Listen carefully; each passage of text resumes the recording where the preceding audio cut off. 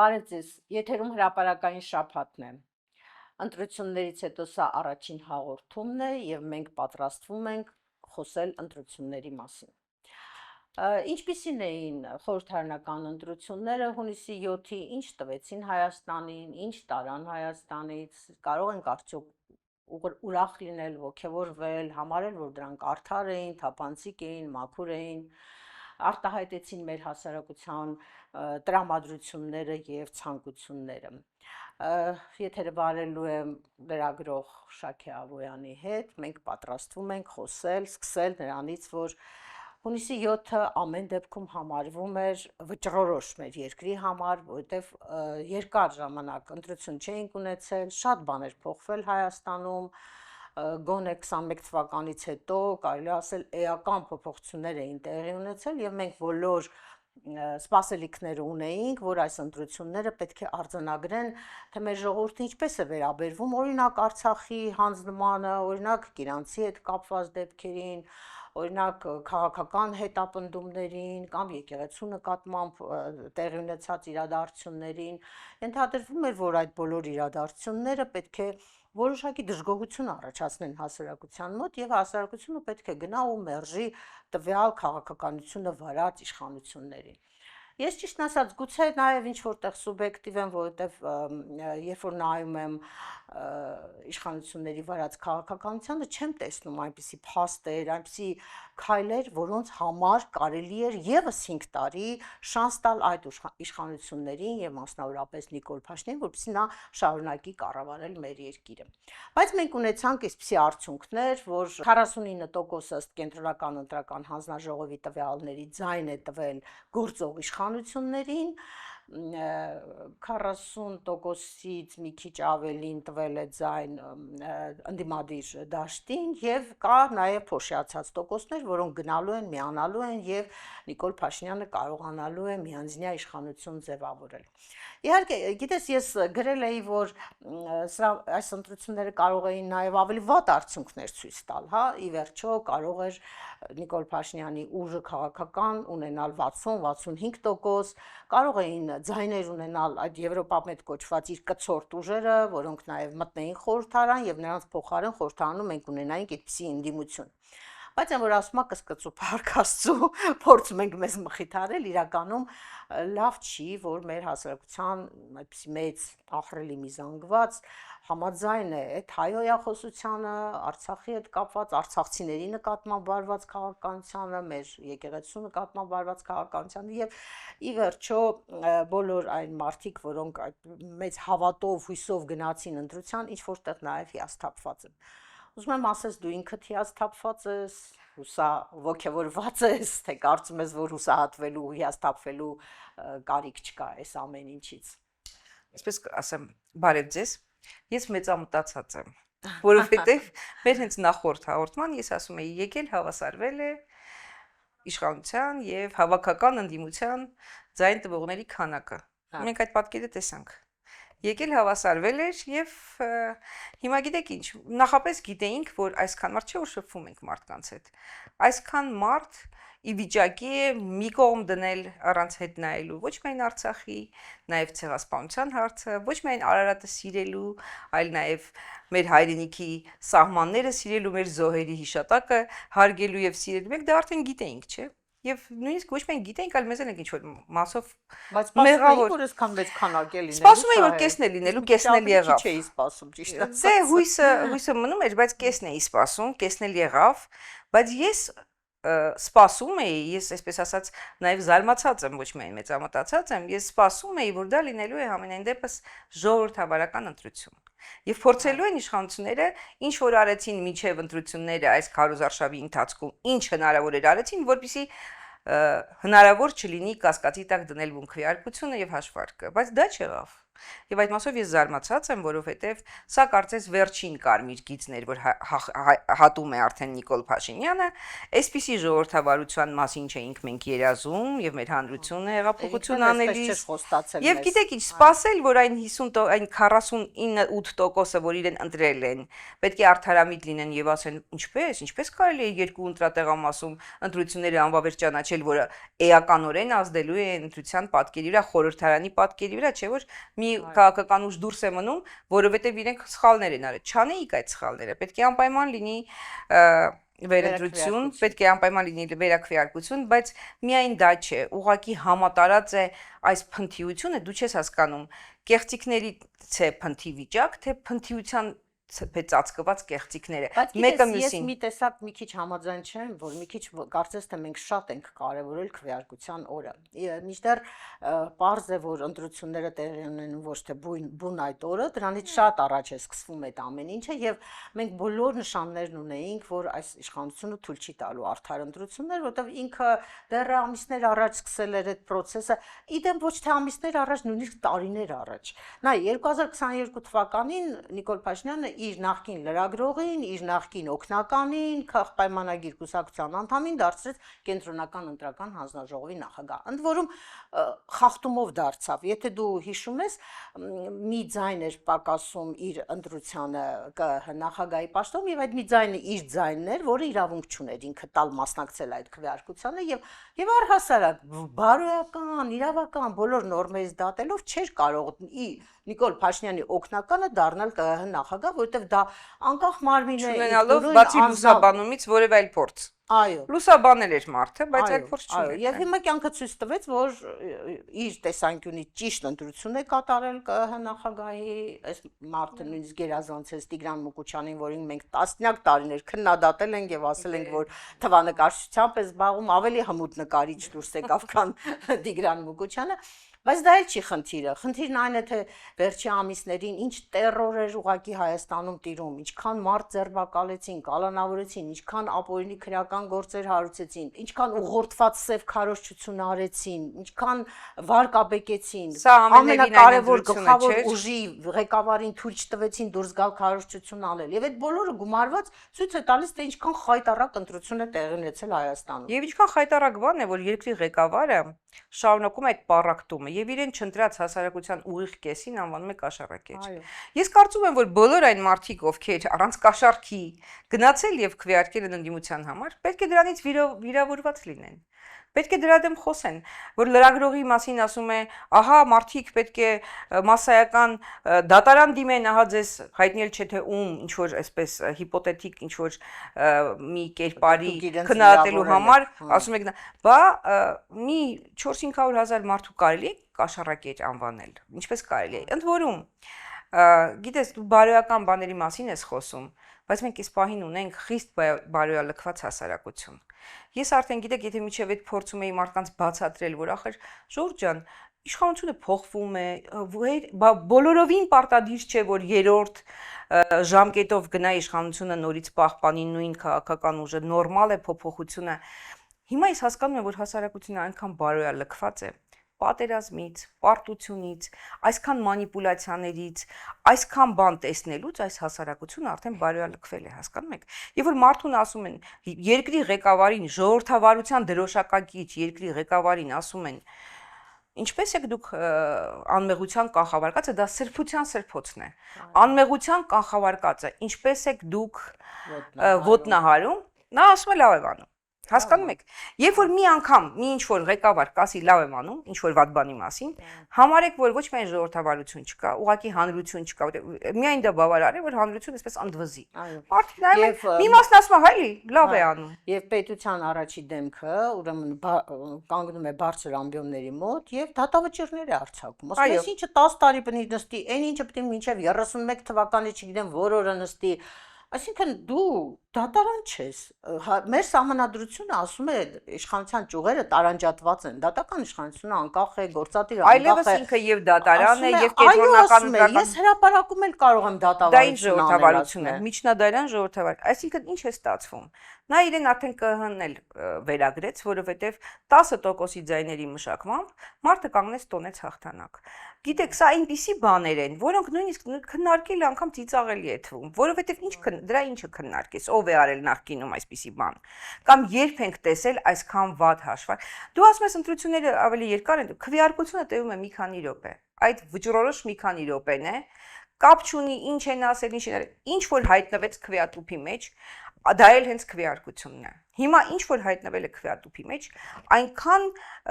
կասկածից, կասկածելի է, այնքան կասկածելի է, որ դու արդեն չես պատկերացնում իրական պատկերի։ Այն դեպքում, երբ հավասար է եւ մի ձայն այս կողմից դնում փոխվում է նժարի, այն որ կշեռքը դրել էր ցույց էր տալի։ 1, 2, 3 քվե փոխում ես այս կողմ ամեն ընտրատեղամասում։ Նժար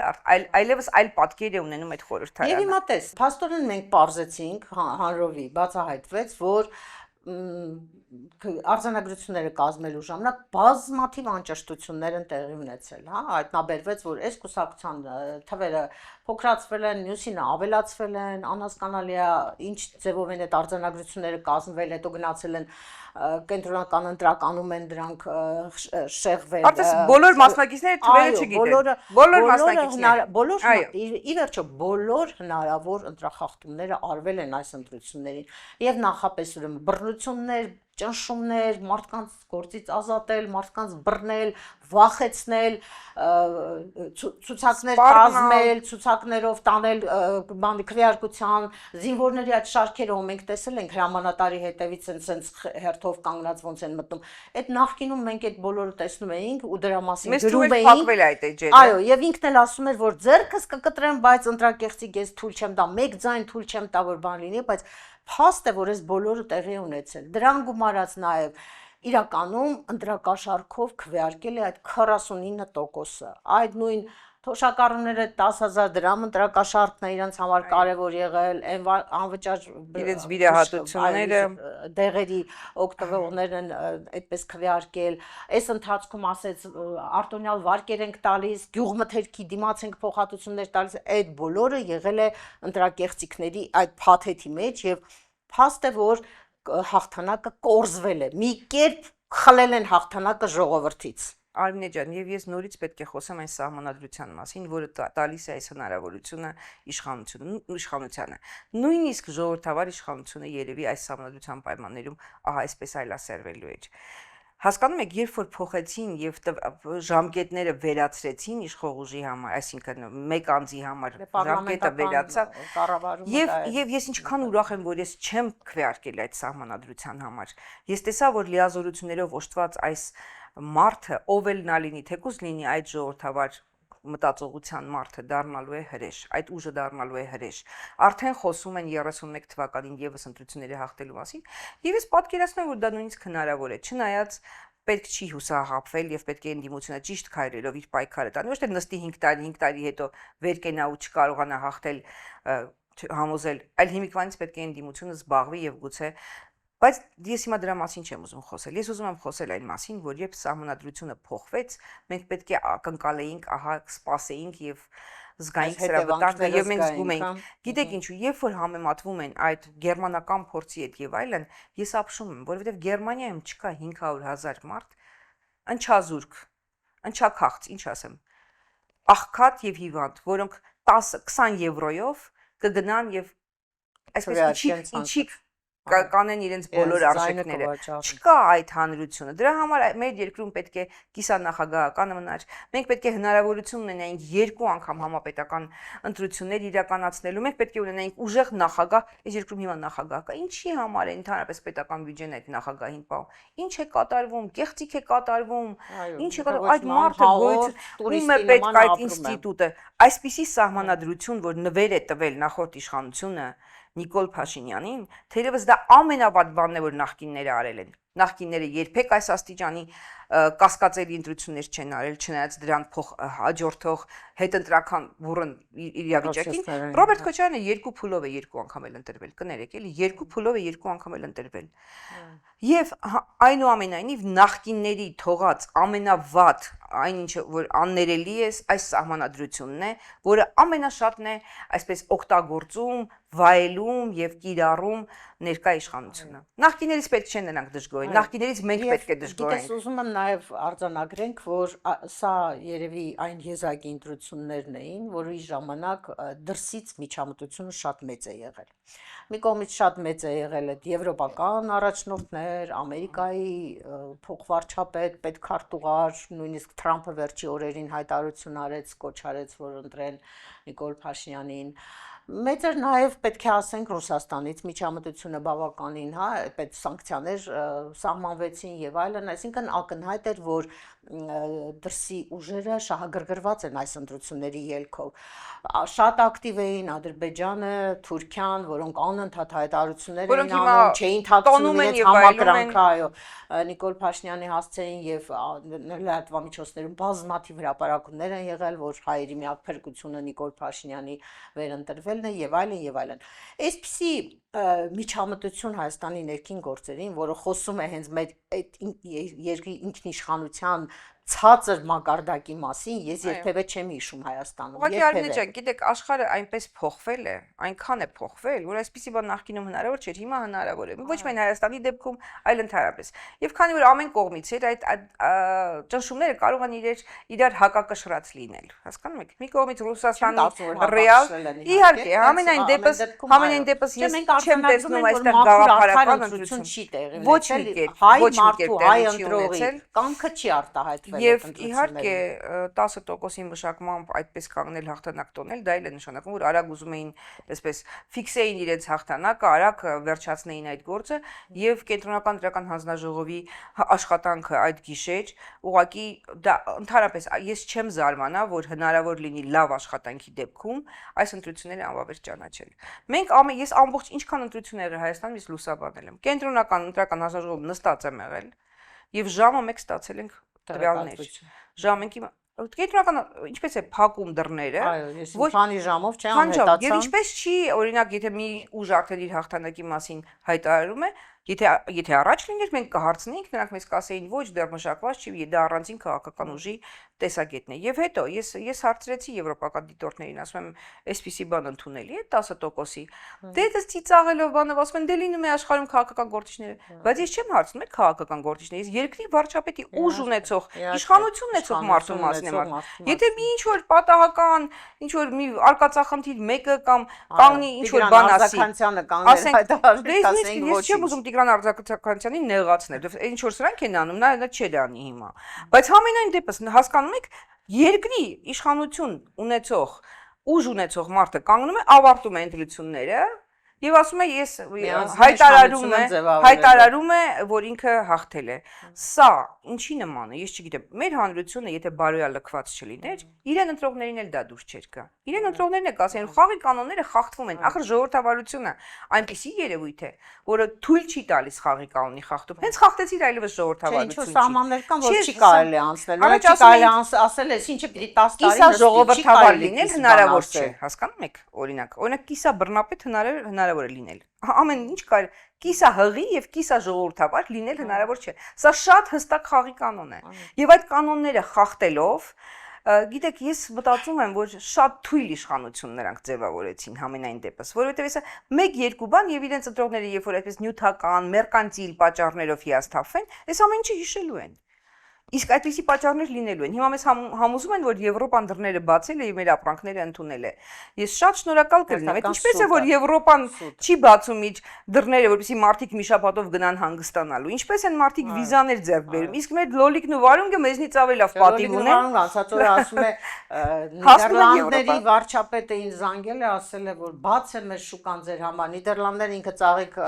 արտադրող երկիր է։ Գիտեք ինչ կասի Նիդերլանդերի։ Հայկական է։ Ես ունակի մի կապերով ծաղիկ բաց է մեր շուկան ձեզ համար, երբ դուք համապատասխանեք մեր չափանիշներին, եկեք խնդրեմ։ Ֆիտոսանիտարիայի 1000 պահանջներ կան, չեն կարող հաղթահարել, այդպես ոչ է հեշտ։ Եվ հիմա կտեսնենք առաջիկայում ինչ զարգացումներ կլինեն։ Իհարկե, մենք պետք է շատ հուսանք, որ մեր կանխատեսածի մեծ մասը չկատարվի, որովհետև ախր մենք էլ բարոյալքված չենք, որ չարախնդանք։ Ես շատ կուզեմ, որ այն ինչից մենք վախենում ենք եւ մենք քննարկել ենք, հանկարծ չկատարվի։ Բայց ու գիտենք, որ անկլավների հարցը գալիս է եւ արդեն կատարվում է։ Այո։ Եվ կարող է կատարվել ամենը 2 օր անցած ինքը կանգնում է նման հայտարարություններ է անում, որոնք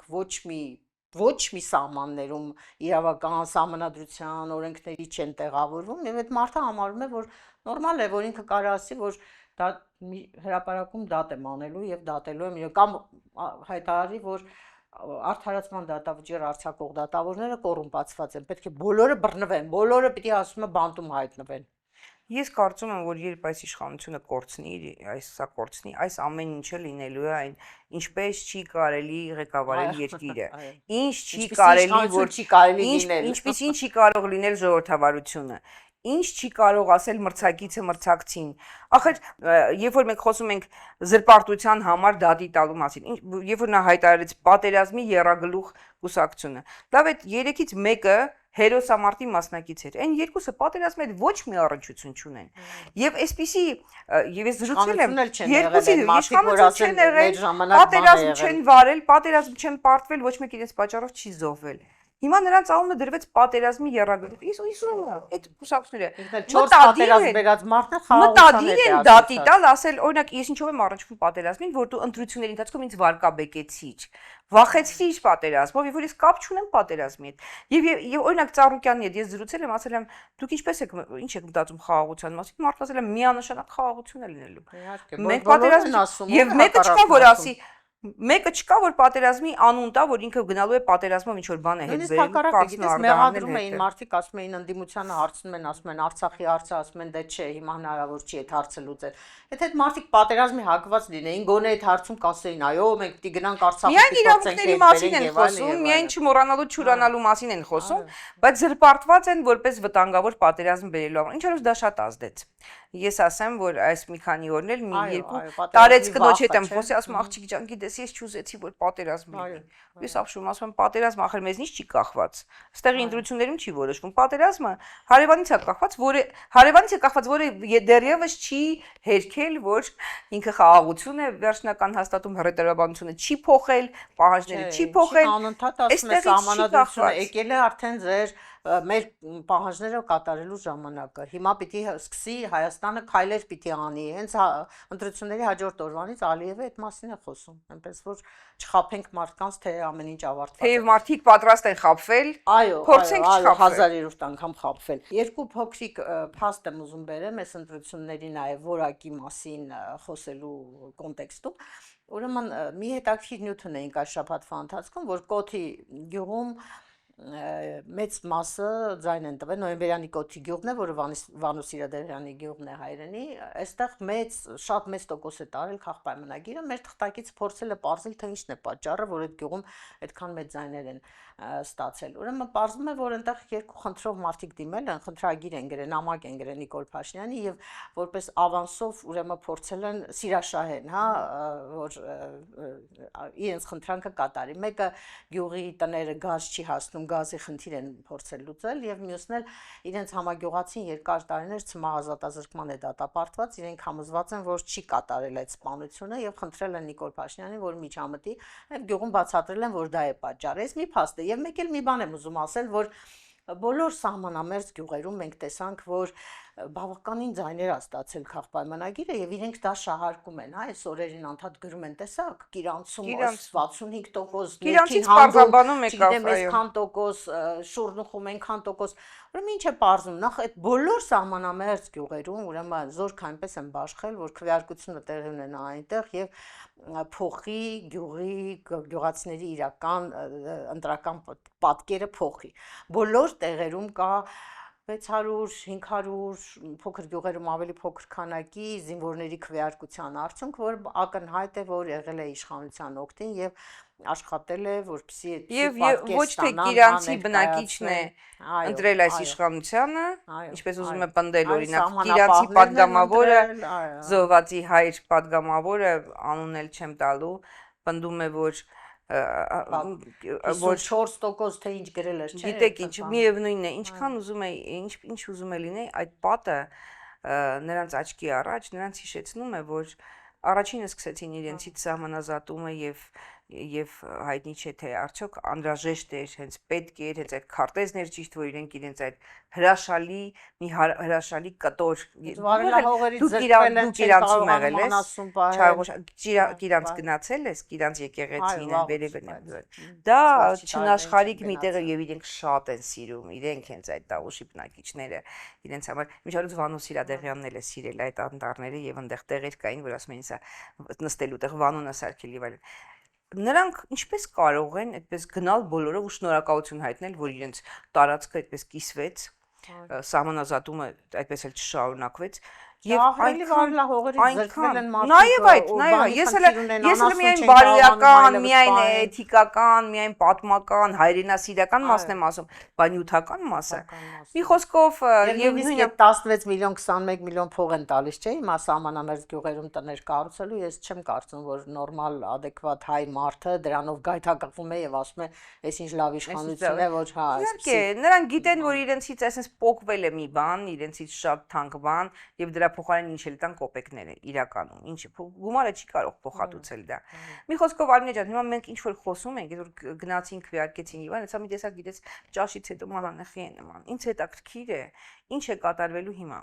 Հանրության մեջ էներգիա հիմա վեր կենալու եւ այսպես պայքարելու ես չեմ տեսնում, որովհետեւ գիտեք, այս մանիպուլյացիաներով, այս տաքուցառով, այս խոսույթներով հանրությանը ուղղակի sense դաղել, ծեծել են եւ ինքը մի տեսակ շատ ընդարմացած է, շատ թուլացած է, հասկանում ես, բայց մենք գիտենք, որ մի կայծ է պետք, մի ճիշտ հայտարարություն է պետք, մի ճիշտ քայլ է պետք, որպեսզի արժանապատիվ մարդիկ տեր կանգնեն իրենց ձայնին։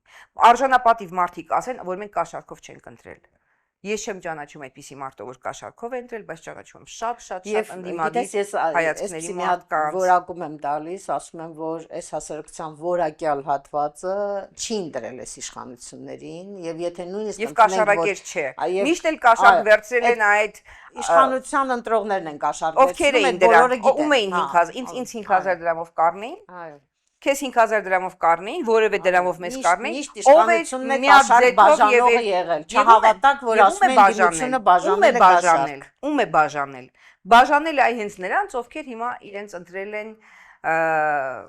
հիմնականում, այսինքն 500,000 կենսաթոշակառուների մեծ մասը կասկածի տակ են, որ ընտրել են, ճիշտ է։ Եվ ընտրել են պետական ապարատը եւ այլն, որոնք շատ ավելի հեշտ մարդիկ եւ վախեցած մարդիկ, երևի նաեւ ինչ որ մի խումբ է կազմում, որ այսպես մոզաիկան որ հավաքում է, առաջանում է այդ 49%-ը, բայց այնտեղ որ այդուհանդերձ չգնացին ընտրության։ Այո, այնտեղ չկան մարդիկ։ Չէ, գաղափարը պետք որպեսզի նվիրալ լինես։ Ասենք սատկացնելու գաղափարը նվիրալներ չի ունենում։ Սատկացնելու գաղափարի շուրջ կարող են հավաքվել միայն հանցագործներ։ Միայն հանցագործներ։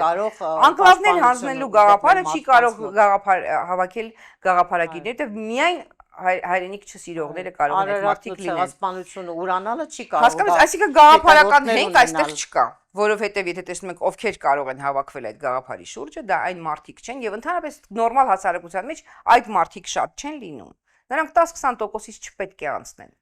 Որտեվ 10% այո, կարող է լինել եւ հանցագործ, եւ ստախոս, եւ բարոյազոր։ Եվ մեծ հաշվով, գիտես, նույնիսկ այդ մարդիկ, որոնք այսօր իրենց այդ փոքրիկ կերակրատաշտն են պաշտպանում կամ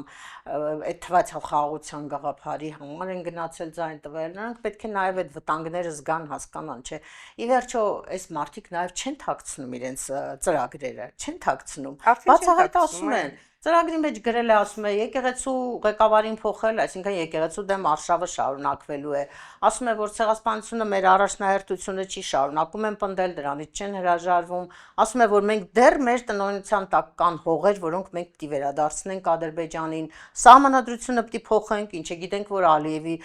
սուրբ պահանջն է պետք է կատարվի։ Փոխում է սահմանադրության մեր ամենասիրելի հատվածը եւ այն վատ հատվածը, որը ժառանգություն է ստացել իր նախկինից, որպես մի գանձ Դա պահելու է։ Բարձր որ դա պահելու է։ Գիտես, նաև ամենակարևորը այս իշխանությունը սրել է